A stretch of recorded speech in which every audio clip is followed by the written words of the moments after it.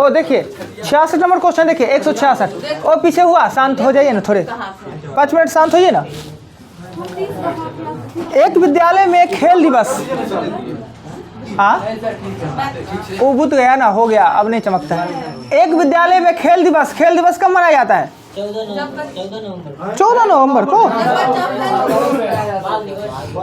खेल दिवस कब मनाया जाता है? 29 अगस्त को। और 29 अगस्त को किनका जन्मदिन है? तो मेजर ध्यानचंद जी का जन्म है। और भारत का जो सर्वोच्च खेल का सम्मान है वो मेजर ध्यानचंद पुरस्कार होगा। पहले राजीव गांधी था, पता नहीं आज तक कहीं वो खेलवो नहीं किए होंगे। चांदी के चम्मच से दूध पीने के अलावा कभी बैट बॉल कोई खेल नहीं खेले होंगे। खेल का सबसे बड़ा पुरस्कार था, तो मोदी सरकार हटा के ध्यानचंद पुरस्कार सबसे बड़ा पुरस्कार हो गया ना। चलिए, जिसमें 25 लाख रुपया मिलता है, 25 लाख।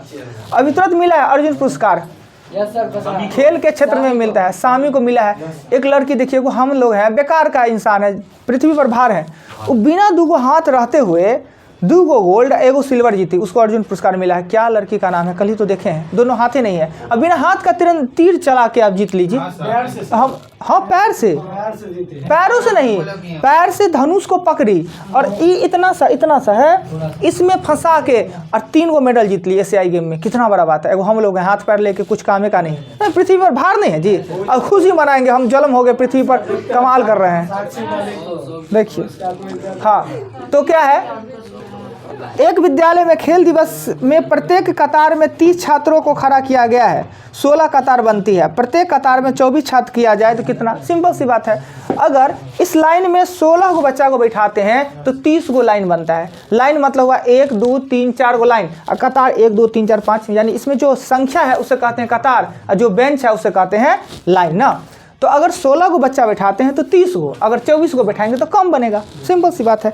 तो एक लाइन में बनेगा कि कुल बच्चों की संख्या कितना हो जाएगा? क्वेश्चन नंबर 166, 30 गुने 16 और 24 को बैठाएंगे तो भाग दे देंगे 24 से, तो 6 पंचे 6 चौका 4, 20 को कतार बनेगा। हो गया, बात खत्म।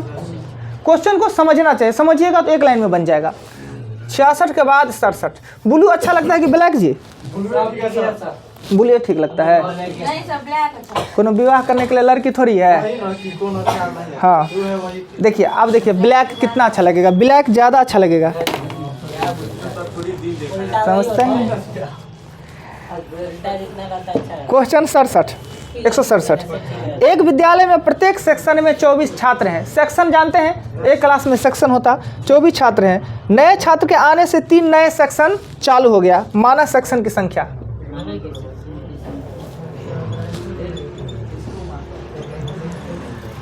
सेक्शन की संख्या देखिए। अब ब्लू और ब्लैक में अंतर लगा, यही गोरा काली लड़की में अंतर है। इस समझ गया ना, जीवन धन हो जाना है। इसको समझ, अभी तो समझ थोड़ी आएगा, 10 साल के बाद आएगा समझ। शादी के 10 साल बाद। हाँ शादी के 10 साल बाद, इसलिए अभी समझे। क्या ज़्यादा नहीं, फूल से डिटेल में नहीं बताएंगे। ये कहाँ गए जी? क्या ठीक है। एक विद्यालय में प्रत्येक सेक्शन में 24 को छात्र हैं। नए छात्र के आने से 3 नए सेक्शन चालू हो गया। अब 16 सेक्शन हो गए ना। 16 सेक्शन हो गए तो प्रत्येक सेक्शन में 21 छात्र हैं। तो नए छात्र कितने हैं? अब देखिए, पहले 24 गो सेक्शन में, एक सेक्शन में 24 गो बच्चे थे। अरे दिमाग हमारा दूसरी जगह चला गया जी, रुक जाइए, थोड़ा शांत हो जाइए, पढ़ने दीजिए क्वेश्चन ठीक से। एक विद्यालय में प्रत्येक सेक्शन में 24 को छात्र हैं, यानी सेक्शन की संख्या x है, तो कुल संख्या कितना हो जाएगा? कुल संख्या हो जाएगा आपको 24x हो जाएगा। कहता है क्या कि कुछ नए छात्र आने से 3 नए सेक्शन चालू हो गए। कुछ नए छात्र आने से 3 नए सेक्शन, यानी सेक्शन पहले जो x था अब हो गया x+3 गो सेक्शन हो गए। और प्रत्येक सेक्शन में 21 छात्र हैं, तो नए छात्रों की संख्या कितने हो गए ना? सर बराबर 16 कर दें, एक सेक्शन निकल जाएगा। सर एक बात ये नहीं कर सकते हैं सर, 16 अभी सेक्शन है, 3 गो नया बनने के बाद तो पुराना का 13 बना होगा सर। कहता है बराबर 16 कर देंगे तो अब 16 सेक्शन है, तो पहले 3 गो सेक्शन कम होगा, तो पहले 3 गो सेक्शन कम होगा।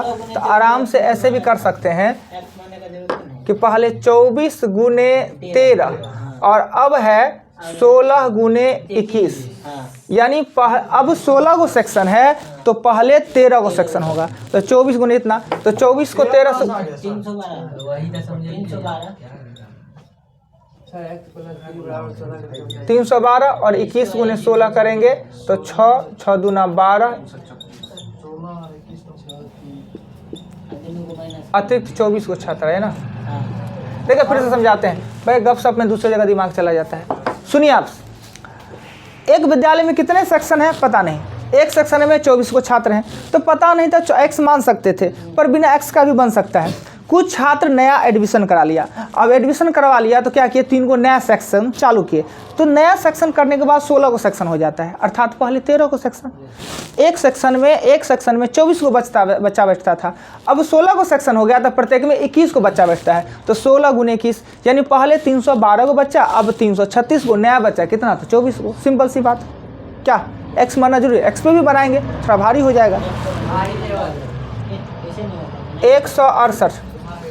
168 नंबर क्वेश्चन में कहता है क्या, द्रविड़ ने एक टेस्ट में, अब नाम दे दिया द्रविड़ और टेस्ट, तो लोग को क्रिकेट पे चला जाता है ध्यान, नहीं परीक्षा का टेस्ट। द्रविड़ ने एक टेस्ट में अंग्रेजी में प्राप्त इतिहास के प्राप्तांक से 2.5 गुना है, अंग्रेजी में प्राप्त है ये इतिहास के 2.5 गुना है ना, इतिहास का 2.5 गुना बराबर अंग्रेजी का प्राप्तांक है। यदि दोनों विषयों में कुल 140 अंक प्राप्त हुआ तो अंग्रेजी में कितना, दोनों में 140। इसे क्या करेंगे जानते, क्रॉस करेंगे ना तो 5h बराबर 2e हो जाएगा ना। और हम क्या कहते हैं कि h अनुपात e, इसका मान इसमें, इसका मान इसमें, अर्थात इतिहास में 2 और अंग्रेजी में 5। हम जानते हैं कि अनुपात में अगर दी गई संख्या हो तो x कॉमन होता है, दोनों को जोड़ेंगे तो 2x प्लस 5x बराबर 140, x का मान कितना आ जाएगा 20। तो किसमें पूछ रहा, अंग्रेजी में प्राप्तांक, अंग्रेजी मतलब 5x मतलब 20 गुने 5। फिर से देखिए, द्रविड़ नाम का एक लड़का है, एक परीक्षा का टेस्ट दिया, एग्जामिनेशन का टेस्ट, ना कि क्रिकेट का टेस्ट। हिस्ट्री में जो अंग्रेजी में जो मार्क है वो हिस्ट्री का 2.5 गुना, 2.5 गुना होता है 5/2, तो हिस्ट्री का 2.5 गुना बराबर अंग्रेजी का मार्क। क्रॉस मल्टीप्लिकेशन के H52 ये हो गया ना। अब अनुपात में लिखेंगे इसको तो ये लिख देते हैं, इसका मान इसमें, इसका मान इसमें, पता है पहले से। h का मान 2 और e का मान 5। अनुपात में दी गई संख्या में x कॉमन होता है, इसलिए 2x और 5x कुल 140, x का मान 20। अंग्रेजी में पूछ रहा है 5x बराबर कितना हो जाएगा 100। क्लियर? हाँ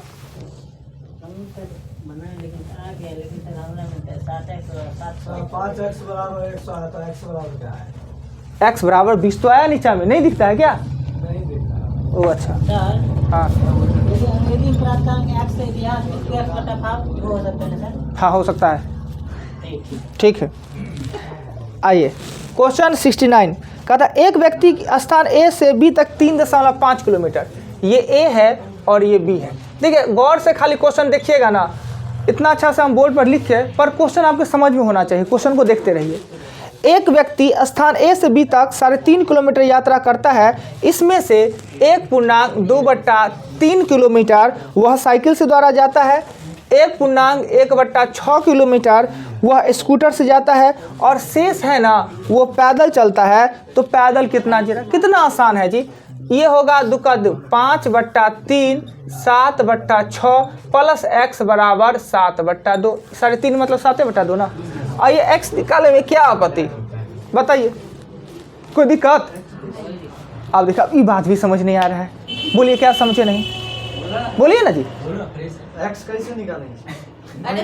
पैर को ऊपर करिएगा और मूड़ी को नीचा करिएगा, आधा घंटा खड़ा रहिएगा, अपने निकलेगा। हे सरकार, ये दोनों को जोड़ के उधर ले जाइए ना, पूरा कैलकुलेशन पढ़ गए, पूरा रामायण पढ़ गए। जानते हैं सर, सिर्फ x का मान नहीं निकलेगा, x का मान नहीं निकलेगा, क्वेश्चन मार्क बोलते हैं उसका भाग, कितना भाग वो चला तो उसका भाग भी निकालना पड़ेगा। अच्छा तो x निकलेगा ना, तो भाग पूछ रहा था, x/3.5, ये आंसर होगा ना। चलिए तो इसमें से x नहीं निकलेगा जी, अब भी निकलेगा ना। ये आइए 70।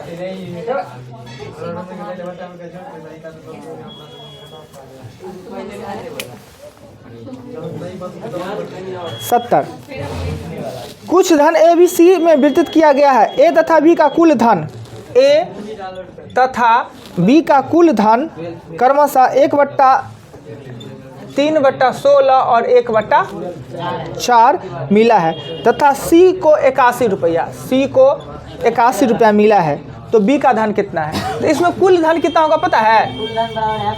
कुल धन हो जाएगा x, तो 3x/16 a को, x/4 b को, 81 c को और कुल धन x।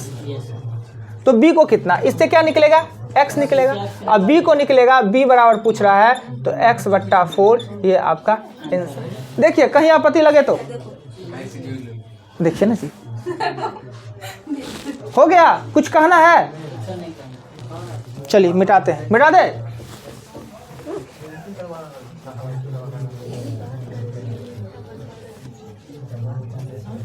पीछे में शांत हो नहीं सकते हैं, एकदम नहीं होना है, शांत होना नहीं, खाली पीछे वाला बेंच बात करता रहता है। आपको अब आगे बैठाएंगे। एक बात नहीं हो रहा है, इससे अभी हम लोग से आगे वाला बेंच में बात हो रहा है, हम लोग से पीछे वाला पे आनंदा को हटाइए, सब शांत हो जाएंगे। आइए देखिए, जानते हैं ऐसा क्वेश्चन है ना, चल जाए 1 घंटा पढ़ के, कुछ पता नहीं चलेगा क्या पढ़ के आए। अरे थोड़ा देर शांत रहिए ना, सब बात यही कर लीजिएगा। हमने बोलना है। एक बात करने का सिस्टम होता है, मान लेते हैं कि कोई नोट कर रहा है या कुछ कर रहे हैं, अब हम इधर कर रहे हैं, बता रहे हैं, अपना में मगन है। 71। जब एक गेंद को उछाला जाता है, गिराया जाता है किसी ऊंचाई से, तो धरती से टकरा के 3/4 उठता है। यदि उस गेंद को 32 मीटर से गिराया जाए तो तीसरे उछाल में कितना? अभी क्वेश्चन को समझना होगा ना जी। एक गेंद है, कैस्को वाला गेंद आता है ना, अगर यहाँ से गिराते हैं ना इसको, बिना शक्ति लगाए हुए ऐसे छोड़ दिए, तो गिर के अगर हम 4 मीटर से गिराए तो 3 मीटर तक उठा। अब फिर 3 मीटर से फिर तो गिरेगा, तो फिर उसका 3/4, फिर उसका 3/4, यानी अगर हम 32 मीटर से गेंद को गिरा दे तो 3 बार टप्पा मारने के बाद उसका ऊंचाई क्या होगा? धीरे धीरे धीरे धीरे शांत होता है ना। अगर हम यहाँ से गिराते हैं, इसमें प्रेशर मार देंगे तो ये 3 का बदला और ऊपर चला जाएगा, पर बिना प्रेशर खाली से यहाँ पे छोड़ दे ना, तो 4 मीटर से गिराएंगे ना तो 3 मीटर तक उठेगा, फिर यहाँ से गिरेगा ना तो फिर अपना 3/4 उठेगा। तो 32 मीटर पर से हम गेंद गिराते हैं तो 3 छलांग के बाद वो कितना उठेगा ना, तो ऊंचाई है 32 मीटर पर से पहला बार में 3/4 दूरी प्राप्त करेगा, फिर दूसरा बार में भी 3/4 और तीसरा बार में भी 3/4। 4 चक्का 16, 2 27 13.5 मीटर। 3 बार में वह 13.5 मीटर उठेगा। क्लियर? क्वेश्चन समझे तो क्वेश्चन कुछ नहीं है इसके बनाने में। आइए 172। हाँ कोई बात नहीं, वही बात हुआ। 72 कहता है, एक कार्यालय में कुछ स्टाफ का 3/4 भाग न टाइपिंग जानते हैं और न ही शॉर्ट हैंड जानते हैं। दोनों में से कुछ नहीं, 3/4, यानी 3/4 है, ना शॉर्ट हैंड जानते हैं ना टाइपिंग जानते हैं, तो दोनों जानते हैं। देखिए, एक कार्यालय में जितने कर्मचारी हैं उसमें से 4/3 है, यानी 4 में से 3 गो ऐसा व्यक्ति है न टाइपिंग जानते हैं न शॉर्ट हैंड जानते हैं। अगर 3/4 नहीं जानते हैं तो दोनों जानने वाले की संख्या 1/4, सिंपल सी बात है। 4 में से 3 कुछ नहीं जानते हैं, दोनों में से कोई नहीं, तो 4 में से 1 जानने वाले होते हैं। अब कहता है क्या, यद्यपि 1/5 है टाइपिंग, टाइप जानने वाले की संख्या 1/5 है तथा 1/3 शॉर्ट हैंड जानते हैं। बता देते हैं, शॉर्ट हैंड है 1/3 भाग जानते हैं, तो कितने हैं? दोनों जानते हैं। इतना ही व्यक्ति है, इसमें से दोनों को जोड़ देंगे, 1/5 प्लस 1/3 तो 15 और 5 3 8, यही ना। अब इसमें से ये ज़्यादा है और ये कम है, तो 8/15 में से 1/4 को घटा देंगे, तो 15 चौका हो जाएगा 60 हो जाएगा, तो 4 तो हो जाएगा 32, ये हो जाएगा 15, घटा के हो जाएगा कितना? 17। यानी दोनों जानने वाली संख्या 60 गो में 17 गो है, 17/60। देखिए आपने क्या पूछा, अब सिंपल से एक बात बता लेते हैं। इस कार्यालय में अगर 400 कुल है तो 300 कुछ नहीं जानते हैं। अगर इस कार्यालय में 400 आदमी है तो 300 कुछ नहीं जानता है। 100 है ना, 100, ये 100 में से ही ना या तो टाइपिंग जानता है या शॉर्ट हैंड जानता है या दोनों जानता है। जिसमें से कहता है 1/5 है वो टाइपिंग जानता है और 1/3 है शॉर्ट हैंड। तो ये दोनों को जोड़ दिए और ये 2100 में से ना दोनों होगा, घटा दिए तो दोनों जानने वाला मिल गया। शॉर्ट हैंड क्या होता है कि जब बड़ा बड़ा भाषण होता है तो शॉर्ट हैंड का एक अलग सा लैंग्वेज होता है, पढ़ाई होता है। उस शॉर्ट हैंड में ना एक पूरे वर्ड के लिए, जैसे कि हम कहेंगे कि कोई नाम हुआ तो उसके लिए ऐसे कर देगा, ये कर देगा, ऐसे कर देगा, ये कर देगा, ये इस शॉर्ट हैंड होता है सिस्टम। यह एक अपने में एक शब्द हो जाता है, एक शब्द हो जाता है। यानी कोई भाषण दे रहा है या कोई चीज़ बोल रहा है और उसको लिखना है। जितना तेज़ी में लोग बोल सकता है उतना तेज़ी में लिख थोड़ी सकता है, ना टाइपिंग कर सकता है, रिकॉर्ड हो सकता है। तो शॉर्ट हैंड का पहले पढ़ाई होता है। जितना स्टेनोग्राफर का जो एग्जामिनेशन दीजिएगा, स्टेनोग्राफर शॉर्ट हैंड जानने वाला ही जानता है। पहले परीक्षा पास कीजिए, उसका शॉर्ट हैंड आपको आता है, आराम से हो जाएगा। यानी उतना आसान कुछ नहीं होता है शॉर्ट हैंड। यानी उसका एग्जामिनेशन में ना बच्चा ही नहीं बैठता है शॉर्ट हैंड वाले में। और शॉर्ट हैंड सीखने में 1 साल लगता है, बहुत टफ चीज़ होता है। कभी है तो यूट्यूब पर देखिएगा शॉर्ट हैंड आएगा तो अब कैसे लिखाता है, तब कैसे लगाता है, कब एगो अनुस्वार दे दिया तो इधर कर दिया, इधर कर दिया, इस तरीके का शॉर्ट हैंड लिखाता है। खाली मतलब डरीर खींचना होता है, खाली डरीर खींच के होता है। और जो सीखता है वो पढ़ लेता है, हम लोग के लिए कुछ नहीं। अगर आपके सामने उर्दू दे दिया जाए कुछ होगा? कुछ नहीं। फारसी दे दिया जाए, अरमान जी क्या आता है, उर्दू आता है कि फारसी? नहीं सीखे हैं जी। जुलूम, कम से कम उर्दू तो सीखते, कम से कम लिखना तो पढ़ना तो जान लेते। नहीं, पढ़ लिख सीखना चाहिए। ऐसे सभी आदमी को सब लैंग्वेज जितना हो सके सीखे, मगर मान लेते हैं जिसका पूरा धार्मिक चीज़ ही उर्दू में हो तो उसको तो सीखना होगा ना। जैसे हम लोग संस्कृत नहीं हो सीखे, नहीं कुछ आता है तो पढ़ लेंगे ना। संस्कृत कैसे नहीं पढ़िएगा? अरे संस्कृत तो यही ना अल्फाबेट होता है जी, वही अ हर से दुर्गी ना होता तो कहीं नहीं पढ़ लेगा। मीनिंग नहीं समझिएगा उसका, अब मीनिंग वो समझ जाता है संस्कृत में लोग। भोजन पकाते हैं, गलत है जो छोड़िए ना, हम लोग पढ़ते हैं। ओ वो है, हम क्या भोजन पठामा करें, भोजन जानते हैं संस्कृत में कुछ ही किसी को नहीं आता है। अब मार्क पूछेंगे ना, नीतीश कुमार के राज में कोई कहेंगे 87 मार्क है, कोई कहेंगे 85 मार्क है। 60 से तो कम कोई कहेगा ही नहीं इसमें, है जी? 60 से कम किसी को संस्कृत में मार्क? अरे भाई मैट्रिक में लेना ही पड़ता है।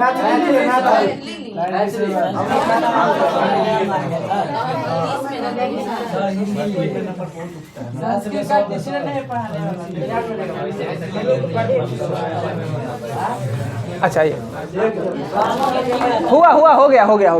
आइए नेक्स्ट आइए। क्वेश्चन ये हमने बताया अब 173। क्या हमने कल ऐसा क्वेश्चन प्रैक्टिस करवाया? इसीलिए बन गया।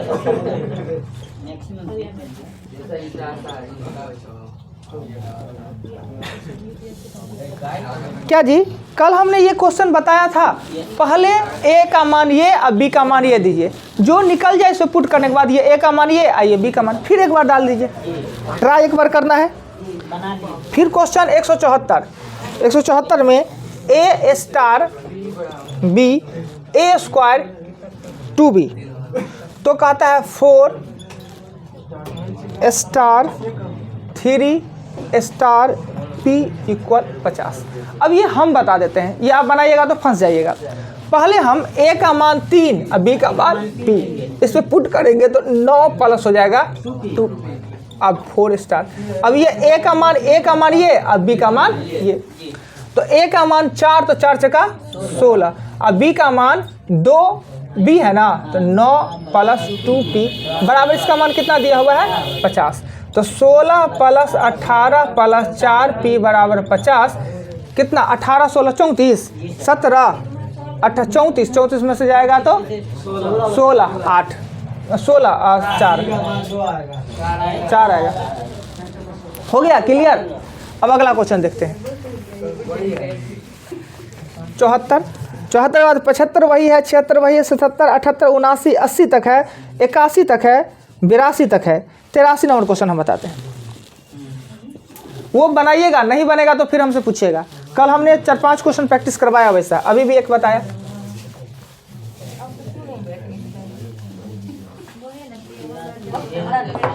देखिए x माइनस वाई का क्यूब y माइनस जेड का क्यूब और z माइनस एक्स का cube x square minus y square plus y square minus z square plus z square minus x square क्या होगा? सर क्यों लगा हुआ है होगा सर? उस पर? क्यों होगा सर? क्यों है? अब पर क्यों है सर? एक स्क्वायर माइनस y स्क्वायर पे क्यों पे क्यों सीधे सर 3 ABC ABC कट गया, ये 3 3 कट गया। 1 बताइए 0 0 0 जोड़ने पर 0 आ जाता है सर। चलिए हम क्या करते हैं, इसे हम लिख सकते हैं, इसे 3 A B C, ये A है, B है, C है, ठीक। ऊपर के लिए ABCD भूल जाइए। अब नीचे में भी इसको पूरा को A, इसको पूरा को B, इसको पूरा को C मानिए, तो ये भी तो 3ABC हो जाएगा। पर इसका 3ABC होगा x square minus y square minus z square, इसका z square minus x square. 3 से 3 कट गया। अगर ये माइनस में है तो फार्मूला बनता है, प्लस वाला सब बच जाएगा, सब माइनस वाला कट जाएगा, तो होगा 1x plus y, y plus z और जेड प्लस एक्स। देख लीजिए, हाँ बनाइएगा तो फिर भारी लगेगा घर पे। ये कब होता है? जब a plus b plus c बराबर 0 हो तो a cube plus b cube plus c cube बराबर 3ab। हाँ यही, ये तीनों को जोड़िएगा ना तो 0 आ जाएगा, इस सब कट जाएगा, बच जाएगा 0। आगे चले, मिटा दे।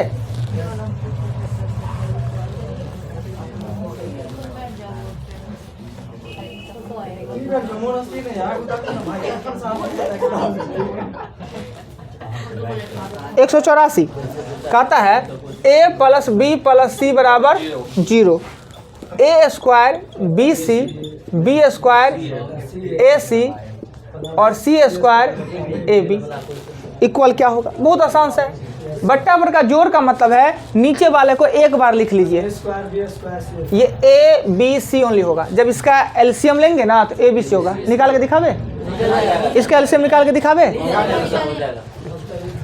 बी सी ए सी और ए बी, पहले ए कॉमन लेते हैं तो बी सी सी और बी, फिर बी कॉमन लेते हैं तो सी सी, और फिर सी कॉमन लेते हैं तो एक एक ए बी सी।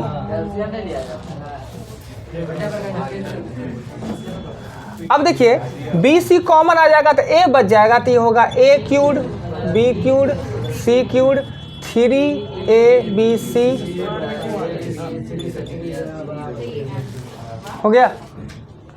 घर पे एक बार और बनाने का जरूरत है ना। अब भारी खत्म हो गया है, अब है भारी, दो क्वेश्चन बहुत टफ है, मिटा दे।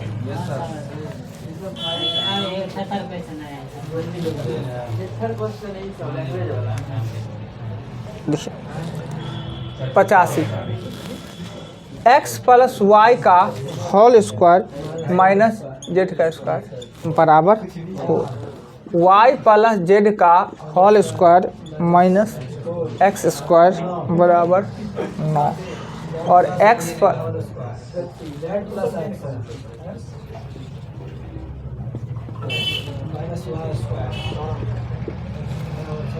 36 होता है। एक्स वाई जेड बराबर क्या होगा?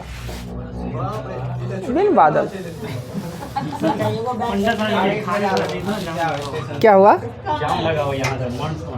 अच्छा चलिए, अब ये देखिए, इसे देखने के बाद सबसे पहले हम अपना रास्ता खोजेंगे कि निकलना कैसे। मान लेते इस रूम से निकलना है तो रास्ता को खोजेंगे ना कि ये गेट होकर निकलना है, कोई क्षेत्र में भी खिड़की होगी कुछ भी। तो इसमें हम कर क्या सकते हैं? क्या कोई फार्मूला दिखता है? एक तो फार्मूला दिखता है a प्लस बी का होल स्क्वायर, ये भी दिखता है, और एक दिखता है अगर पूरा को a मान ले और इसको b मान ले तो a स्क्वायर बी स्क्वायर, पूरा को a मान ले b मान ले तो a स्क्वायर बी स्क्वायर, यही चीज़ है। तो अगर हम इस चीज़ को हम लिखते हैं, ये पूरा को a और पूरा को b, तो a square minus b square, अर्थात एक बार जोड़कर एक बार घटाकर। तो x plus y plus z एक बार लिखेंगे, एक बार x plus y minus z लिखेंगे, एक बार इसका y plus z plus x लिखेंगे, y plus z minus x लिखेंगे, एक बार तीसरे वाले को z plus x plus y लिखेंगे और z plus x minus y लिखेंगे। सर वहाँ पे माइनस एक्स लिखेंगे ना, ये माइनस से है, माइनस।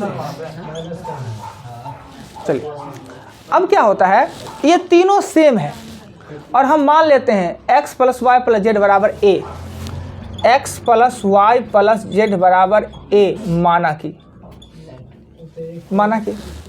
अब ये पार्ट इधर जाएगा मल्टीपल में तो क्या हो जाएगा, सो देखिए ये x plus y minus z बराबर 4/a, y plus z minus x बराबर 9/a और z plus x minus y बराबर 36/a।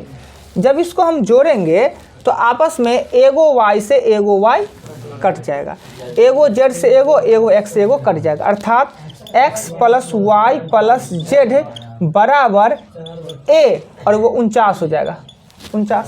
इसका मान a न माने है, ये a है ना, ये a, तो a स्क्वायर हो जाएगा, यानी कि a स्क्वायर बराबर कितना होगा 49, a का मान कितना होगा 7, तो a बराबर तो एक्स वाई जेड है ना, और यही तो आपसे पूछ रहा है।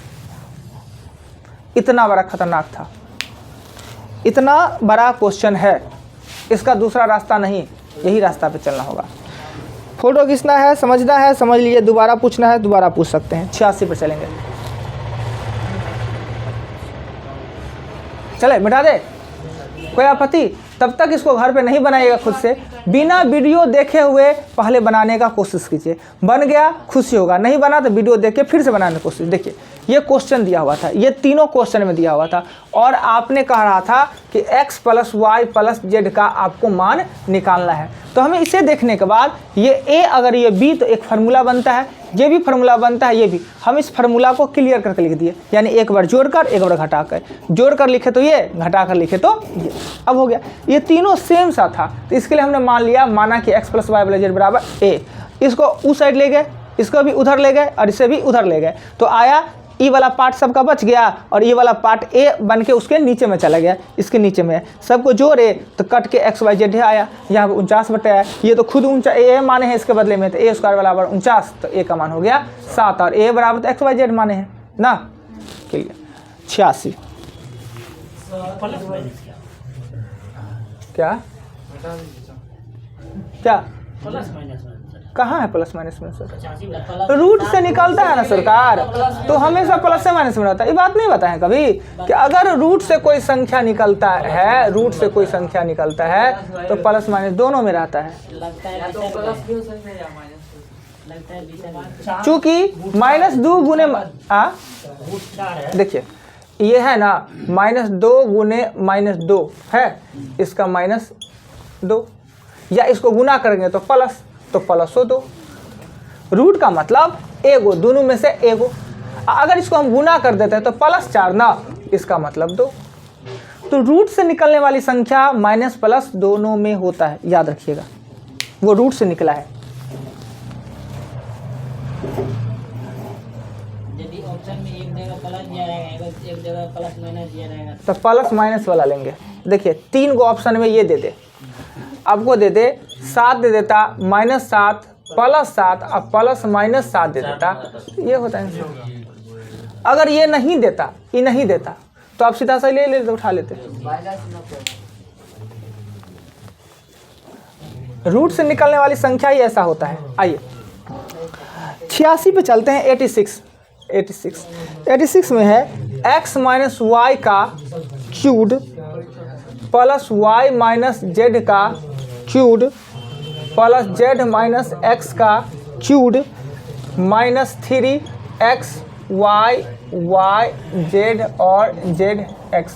फार्मूला तो है, जीरो आंसर होगा, जीरो आंसर होगा इसका। a cube b cube c cube -3abc बराबर 0 होता है यदि x plus y plus z बराबर 0 हो, तो 0 होगा ही, बात खत्म।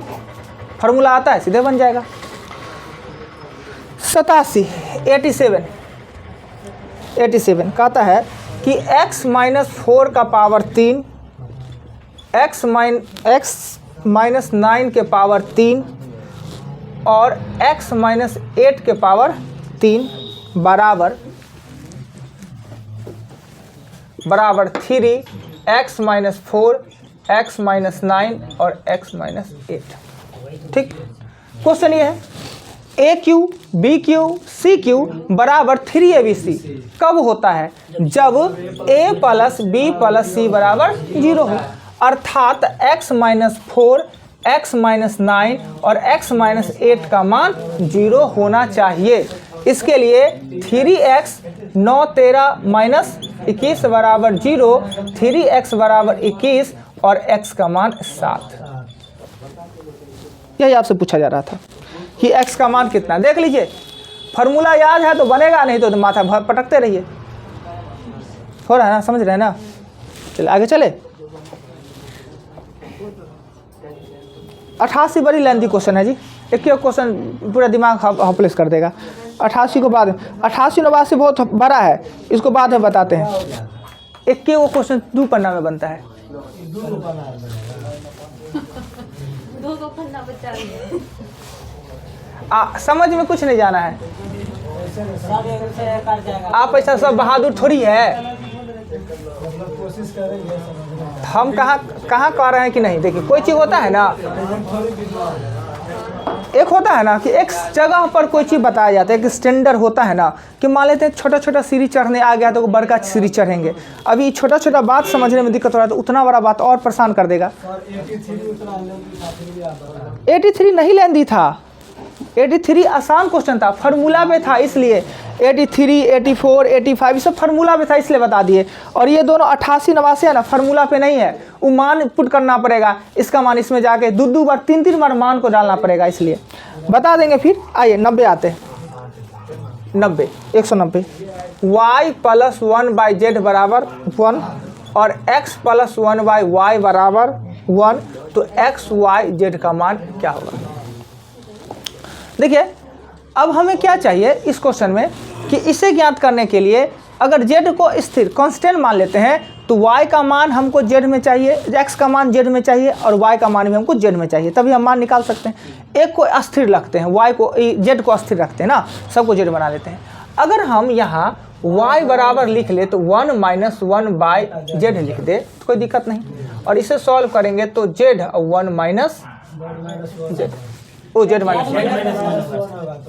z माइनस 1 होगा। अब यहाँ पर हम x का मान निकालते हैं। x का मान निकालेंगे तो 1 माइनस ये होगा y और y माइनस हो जाएगा 1, परंतु हमें y का मान पहले पता है, y का मान पता है ना, तो ये ना निकाल के एक के बार यहाँ पे हम क्या करते हैं कि 1 माइनस y का मान दे देते हैं z माइनस 1 और ऊपर में चला जाएगा z। क्लियर? y का मान पहले निकला है ना, तो यहाँ y का मान दे देते हैं। यहाँ एलसीएम लेंगे तो z माइनस 1 और माइनस 1 से 1 कट जाएगा और ये हो जाएगा z और z माइनस 1।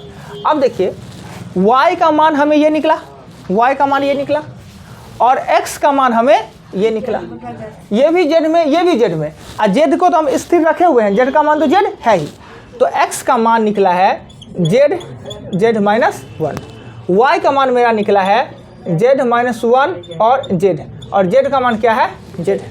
इस z से इस z को काट दिए, कहीं गलती लिखा गया जी। हाँ, वहाँ पे ऊपर में गलती हुआ। सर वो जेड में होगा वहाँ पे कैसे कर दिया सर, वहाँ पे समझ ही नहीं पाए। अगर x के